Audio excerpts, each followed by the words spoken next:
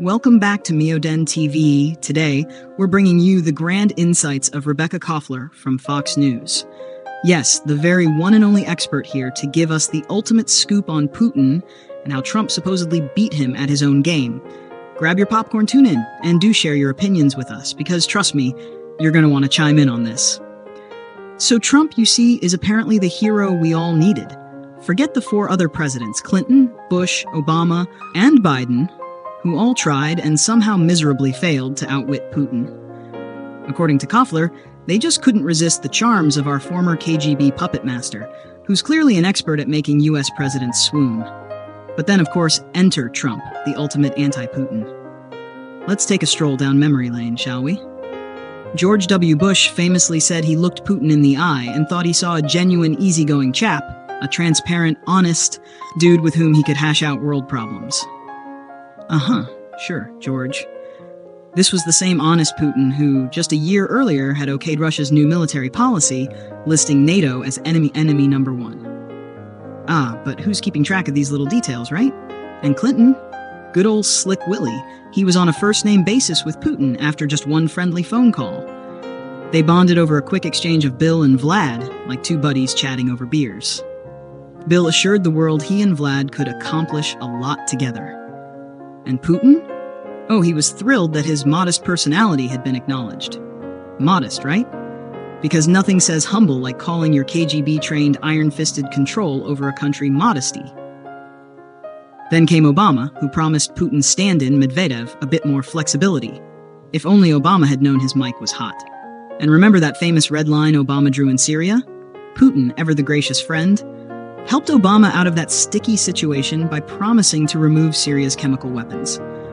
Yeah, spoiler alert, those weapons didn't exactly disappear, but hey, Obama got to call it a diplomatic win and Putin went back to his Russian throne, smug as ever. But this is where things get interesting. Because, according to Koffler, Trump didn't fall for it. Nope, not Trump. When Assad decided to use chemical weapons again in 2017, Trump sent 59 Tomahawk missiles in response. Take that, red lines. Koffler claims Putin's KGB skills didn't stand a chance against Trump's brilliance. Unlike his predecessors, Trump didn't begin his term with a naive reset policy. After 4 US presidents falling head over heels for Vlad, the Russian reset was out the window, replaced by a no-nonsense approach that only a savvy businessman like Trump could deliver. Koffler says that Putin might have finally met his match. Now, was Trump really a nightmare for Putin? Or was he just the latest in a long line of American presidents caught in the Russian strongman's web? So folks, there you have it, the expert take. What do you think? Did Trump outplay Putin? Or is this just another chapter in the endless saga of US-Russia theatrics? Let us know in the comments. You thought the American media was somehow immune to Putin's charm? Think again. Time magazine anointed him Person of the Year in 2007, and Forbes gave him the title of World's Most Powerful Individual not once, but 4 times in a row from 2013 to 2016. That's right. The guy everyone calls a ruthless ex-KGB operative was practically America's prom king for half a decade.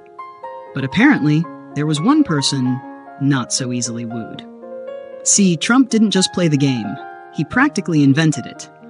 The man loves a good chat and knows that communication, even with other countries' strongmen, can be beneficial. In a candid chat last month with Bloomberg's John Micklethwaite, Trump raised eyebrows when he flatly said talking with Putin is a smart thing. To the "how could you, sir?" gasps, he responded with a classic Trumpism.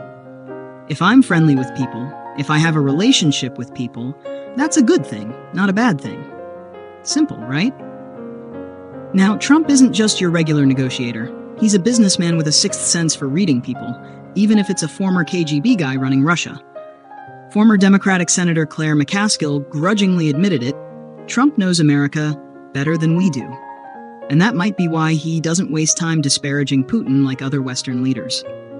Trump gets that Putin isn't fazed by words. He's fazed by actions.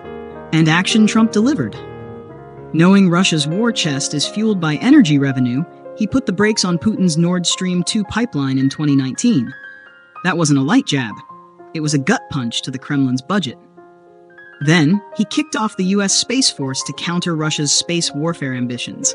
a doctrine Putin's been pushing since 2001 to target US satellites.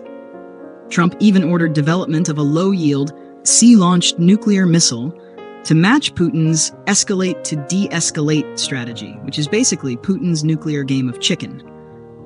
Biden's team, by contrast, scrapped that missile and canceled the Keystone XL pipeline, moves that sent Russia's oil profits soaring as U.S. energy production dropped by 800,000 barrels. By the time Biden's team was importing 600,000 barrels a day from Russia, you could almost see Putin rubbing his hands with glee. So why was Putin quiet on the invasion front during Trump's term? Because Trump was one step ahead of him. That's why Russia is already bracing itself for a possible second act of the Teflon Don. Putin's no dummy. He knows Trump's got his number, and he isn't looking forward to a rematch. meodentv borrows the famous line from the Russian cartoon The Hare and the Wolf. Just you wait.